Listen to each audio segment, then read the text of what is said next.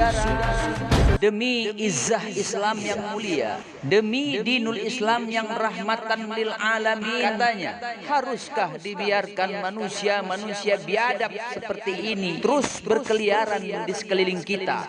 Mau berapa nyawa ulama lagi yang harus melayang sia-sia? Mau berapa banyak lagi darah yang tertumpah? Allahu Akbar, saudara. Rahmatan lil alamin yang bagaimana maunya mereka? Apakah harus diam dengan penindasan, diam dengan kezaliman, diam dengan kebiadapan yang mereka lakukan? Tunggu dulu, saudara.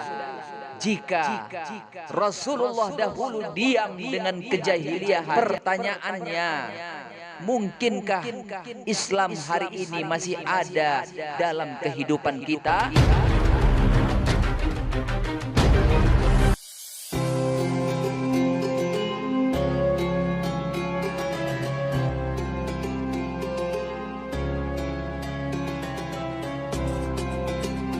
Assalamualaikum warahmatullahi wabarakatuh. Welcome back to my channel Azanul Sauti. Saudara, pada kesempatan ini dua kali ya berturut-turut kejadian yang sangat menyesakkan dada umat Islam, kejadian yang sangat miris sekali dalam kehidupan beragama, yang mana seorang ulama yang karismatik, good looking, Syekh Ali Jabir, Hafiz Quran, pelopor yang masyhur dari penjuru Nusantara, ulama yang berasal dari kota Madinah, dicoba ingin dibunuh, ditikam, ditusuk pakai pisau oleh seorang yang kabarnya ada yang mengatakan gila. Lucu ya guys, orang gilanya mampu main laptop, jajan bakso, nyanyi-nyanyi. Nah, ini saudara, masih juga April tanggal 4-nya. Ini orang gila bisa nyanyi, saudara. Masya Allah. Ya.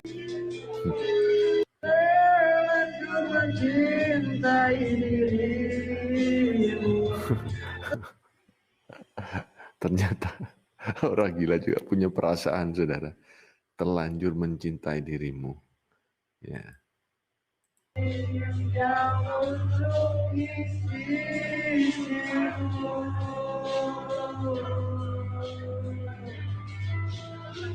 Nah, ini kan sama. Wajahnya kan sama, saudara. Dengan yang nikam itu ya, saudara. Selamat pagiku, pagi darimu, pagi. Mantap ya, saudara. Orang gilanya bisa ini bisa apa namanya? Yang katanya orang gila ini.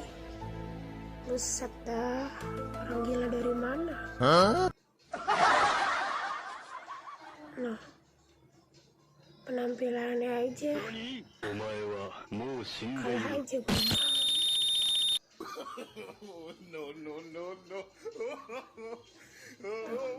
Orang gila ini kayak gini ya?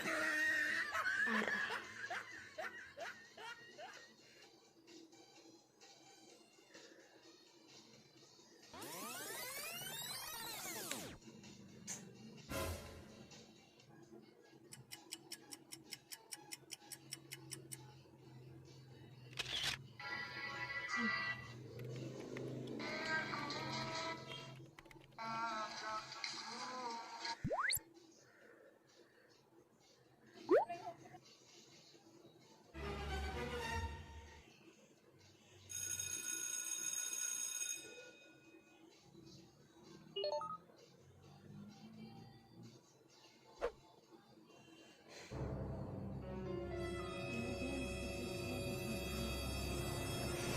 Yang kemarin penusukan Syekh Ali, main gitar, rapi, ini kayaknya good looking juga nih.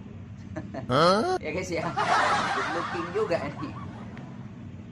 Tapi anak kecil juga tahu ya guys, gimana sih perawakan orang gila nih, nih meme orang gila nih.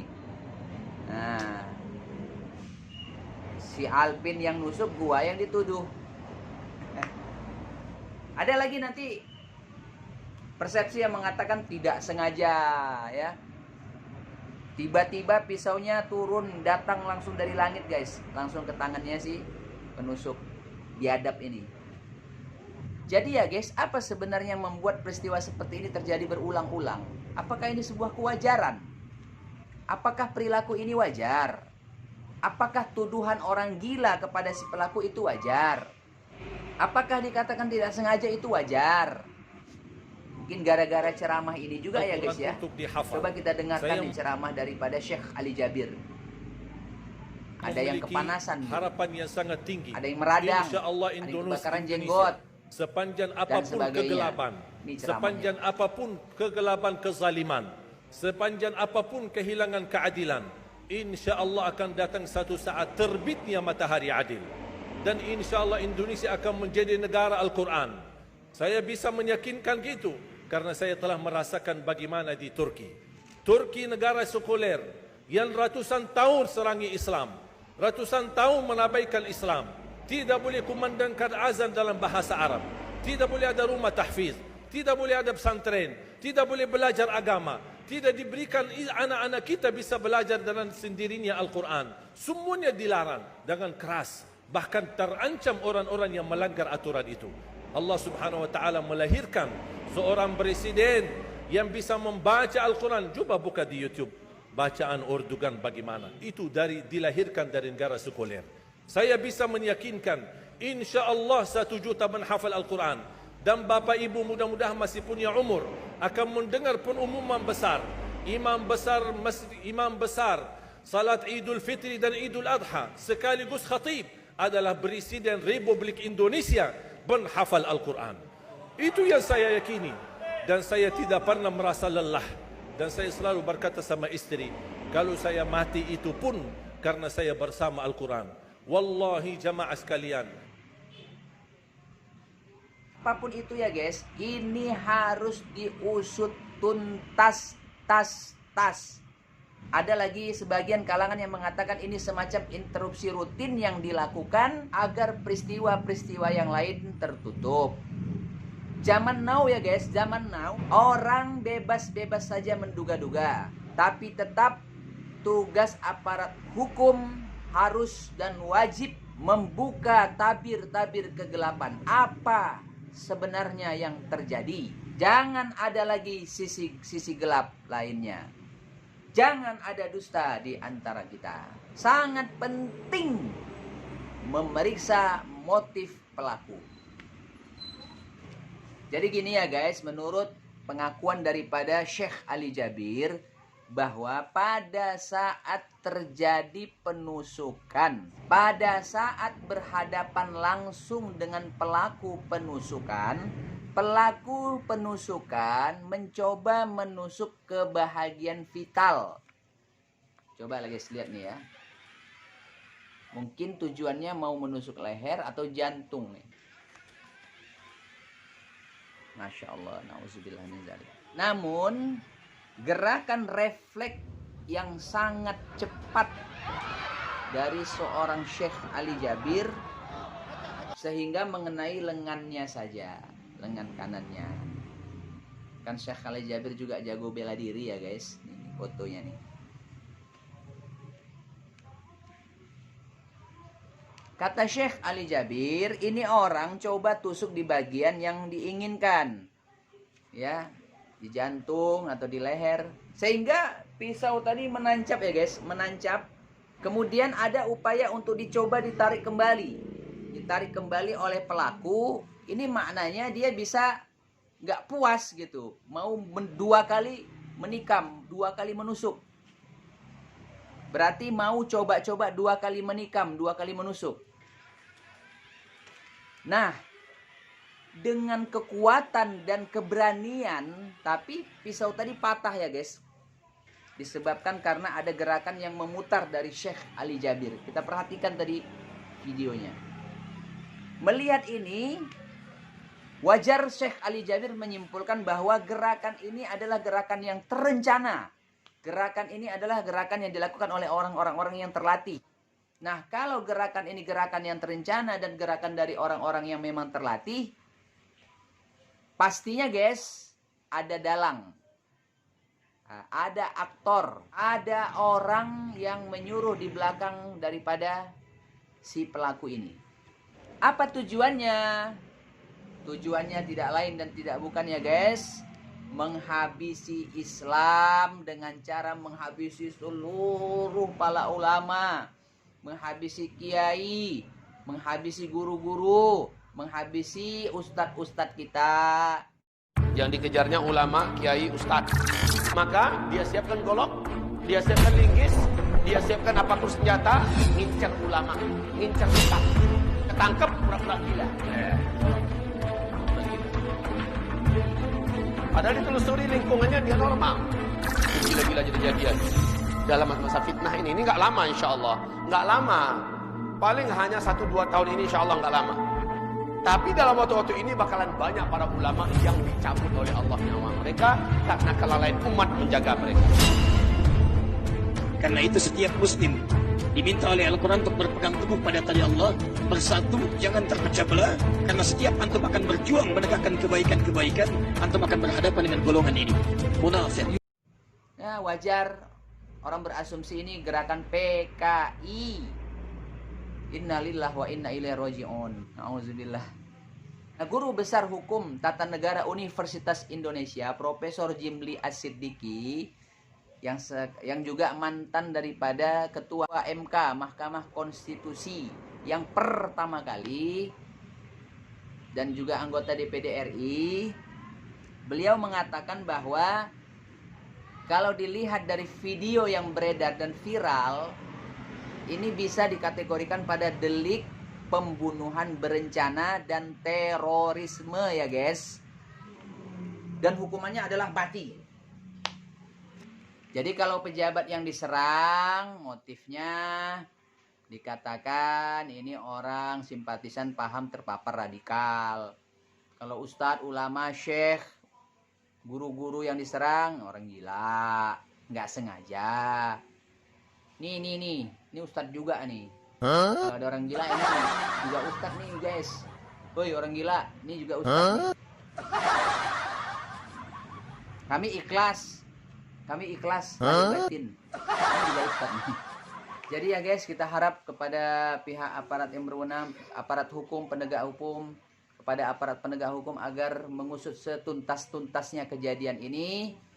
Dan kita bermohon kepada Allah jangan sampai kejadian yang kedua kali.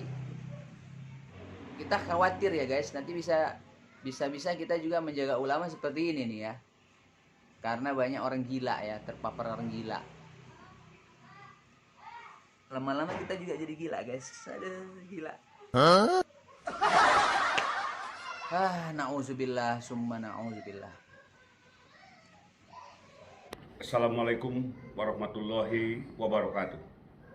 Saya Mayor Jenderal TNI Purnawirawan Tatang Jairudin mengutuk keras atas tindakan kejahatan penusukan yang dilakukan oleh seseorang terhadap Syekh Ali Jaber pada saat melakukan dakwah di Lampung. Alhamdulillah, Syekh selalu ada dalam lindungan Allah Subhanahu wa Ta'ala. Amin. Dan saya juga minta kepada seluruh tokoh-tokoh agama, baik ustadz, kiai maupun ulama, jangan kendor dan jangan takut untuk melakukan dakwah demi umatnya. Dan yang saya mintakan, kewaspadaan selalu ditingkatkan. Dan juga kepada aparat penegak hukum, saya meminta untuk memproses kejahatan tersebut sesuai dengan aturan hukum yang berlaku. Terima kasih. Wassalamualaikum warahmatullahi wabarakatuh.